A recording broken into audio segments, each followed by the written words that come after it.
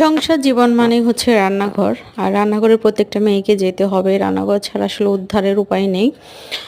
আর এই রান্নাঘরে আর সংসারের ছোটখাটো অনেক রকম টুকিটাকি কাজকর্ম থাকে যেগুলা আসলে অনেক যত্ন সহকারে আর বিভিন্ন রকম টেকনিক অবলম্বন করলেও কিন্তু অনেক বড়, বড় কাজগুলো ইজিলি সম্পন্ন হয়ে যায় আর ছোটও হয়ে যায় কাজগুলো। এখানে আমি কিভাবে মাছটা পরিষ্কার করি ওই টেকনিকটা আপনাদের দেখিয়ে দিব। এখানে আমি লেবু দিয়ে মাছটা পরিষ্কার করছি। অনেকে আবার হলুদ দিয়েও করে, হ্যাঁ, আবার লবণ দিয়েও করে। এখানেও আমি লবণ দিয়েছি।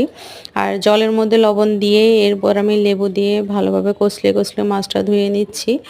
আর এভাবে পরিষ্কার করলে কিন্তু মাছের কোনো রকম আষ্টে গন্ধও থাকে না। যত রকমভাবে আমি মাছ পরিষ্কার করি তার মধ্যে কিন্তু এই অপশানটা হচ্ছে বেস্ট। এর চেয়ে আসলে মাছ ভালোভাবে কীভাবে পরিষ্কার হয় আমার আসলে আর জানা নেই। আর এই তো দেখো মাছটা কি সুন্দর পরিষ্কার হয়ে গিয়েছে, একদম স্বচ্ছ পানি।